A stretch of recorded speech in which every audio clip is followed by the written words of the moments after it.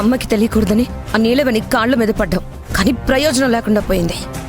ఇప్పుడు అనుకునే లాభం? తెలివి తక్కువగా 10 కేజీల బంగారం ఆ పిచ్చి దొంగల చేతిలో పెట్టినప్పుడు ఆలోచించాల్సింది. అక్కడికి మేం మాత్రమే దద్దమ్మల్లాగా ఆ దొంగల దగ్గర మోసపోయినట్టు మాట్లాడతావేండి హరిత? నువ్వు కూడా ఉన్నావు కదా, నువ్వు తెలివైన దానివేగా. నువ్వేమైనా వాళ్ళు దొంగలు అని పసిగట్టగలిగావా? వదినా ప్లీజ్, మనలో మనం గొడవలు పెట్టుకోవడం వల్ల ఏం ప్రయోజనం? మనం ఎప్పుడూ ఒకే టీంగా ఉండాలి, అది మర్చిపోకు.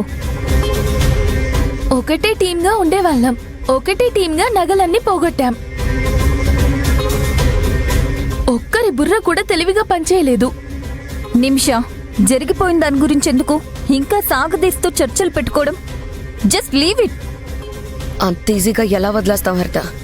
మా అమ్మ ముందు తలెత్తుకోలేకపోయాను. ఇంకోసారి మా అమ్మ నన్ను నమ్ముతుందా? నన్ను నమ్మి మళ్ళీ ఆ లాకర్ కేసు ఎప్పుడైనా నా చేతిలో పెడుతుందా? వదినా, నమ్మకం సంపాదించుకోవడం ఎంతసేపు? ఒక 2 మంచి పనులు చేస్తే మళ్ళీ అత్తయ్య నిన్ను నమ్ముతుంది.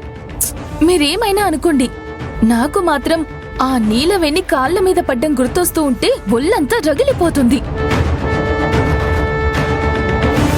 నిమిషా,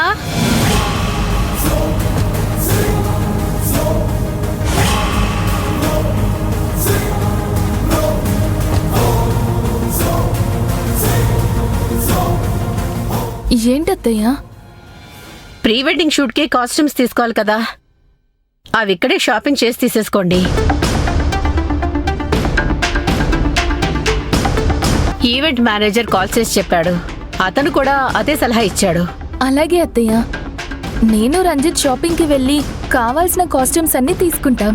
అదే మంచిది, ఎందుకంటే టైం వేస్ట్ కాకుండా ఉంటుంది. సరేనా?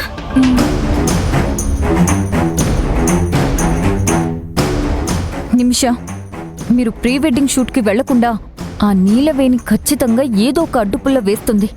అందువల్ల మీ జర్నీ ఎట్టి పరిస్థితుల్లోనూ ఆగడానికి వీల్లేదు. నువ్వు చెప్పింది నిజమే హరిత. ఆ నీలవేణి చేసే పనులన్నీ మనం ఓ కంట కనిపెడుతూ ఉండాలి, లేకపోతే ఖచ్చితంగా వీళ్ళ ప్రయాణాన్ని ఆపాలని చూస్తుంది.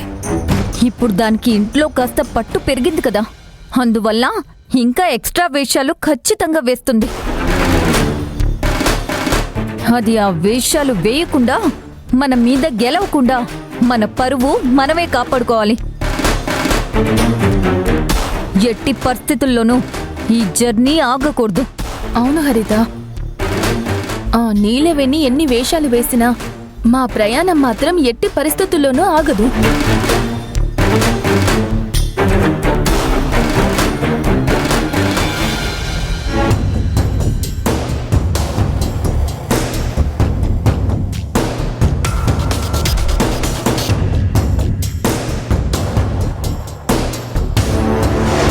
మహేంద్రవర్మ గారి ఇంట్లో 10 కేజీల బంగారం కొట్టేసిన కేటుగాడు.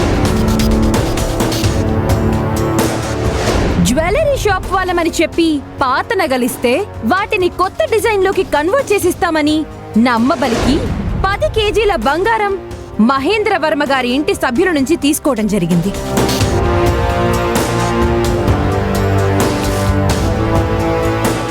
అత్తయ్య,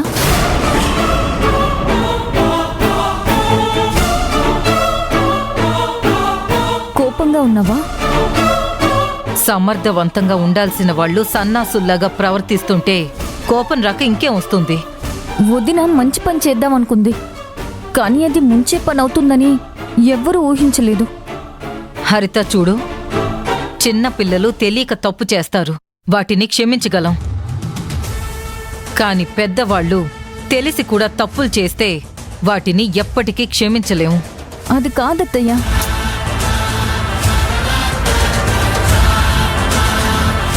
అయినా ఇప్పుడు జరిగిపోయిన దాని గురించి డిస్కస్ చేయడం వల్ల ఎలాంటి ప్రయోజనం లేదు. ఇక జరగాల్సిన దాని గురించి ఆలోచిద్దాం. జరగబోయే దాని గురించి మనం ఆలోచించినా జరగకుండా ఆపడానికి ఆ నీలవేణి ఉంది కదా. What do you mean? నువ్వు అసలు దేని గురించి మాట్లాడుతున్నావు? ఇకపై జరగాల్సిందేముందత్తయ్య? ప్రీ వెడ్డింగ్ షూట్ ఉంది, అది జరగనివ్వనని ఆ నీలవేణి పంతం పట్టుకొని కూర్చుంది. నీలవేణి అనుకుంటే అయిపోతుందా? అత్తయ్య, నీలవేణి మామూలుగానే ప్రతి విషయాన్ని పట్టుదలగా పట్టుకుంటుంది. అలాంటిది ఇప్పుడు నీలవేణికి ఇంట్లో మంచి మార్కులు పడ్డాయి కదా, దాన్ని అడ్డం పెట్టుకొని ఇంకేం చేయడానికి వెనకాడదు. హరిత, నిన్ను చూస్తున్నప్పుడల్లా నాకు నేను గుర్తొస్తాను అంటాను. ఎందుకంటానో తెలుసా? ఎందుకత్తయ్యా? నువ్వు దేని గురించైనా తెలివిగా ఆలోచిస్తావు, తెలివిగా నిర్ణయం తీసుకుంటావు, నీకు అడ్డొచ్చిన దాన్ని తొలగించుకోవడం కోసం తెలివైన మార్గాలు వేస్తావని.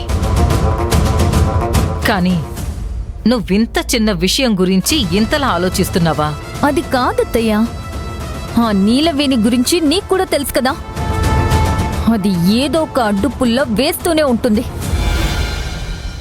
ఇప్పుడు అన్నయ్యని నిమిషాన్ని ప్రీ వెడ్డింగ్ షూట్కి పంపించకుండా చేయడానికి ఏదో ప్లాన్ మీదే ఉంటుంది.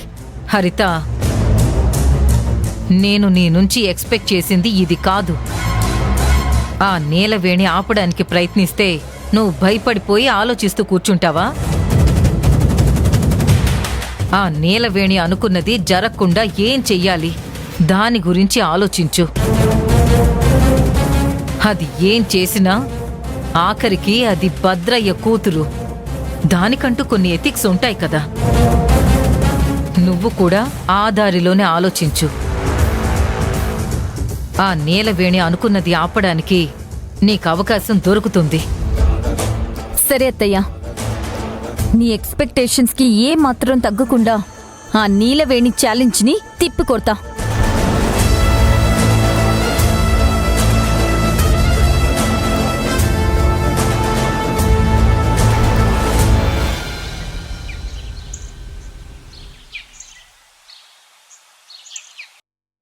Constables, yes sir. అర్జెంటుగా మనం బయటికి వెళ్ళాలి. పదండి. ఇప్పుడు మనం ఎక్కడికి వెళ్తున్నాం సార్? ముందు బయలుదేరండి, దారి మధ్యలో చెప్తాను. It's very important. పదండి పదండి.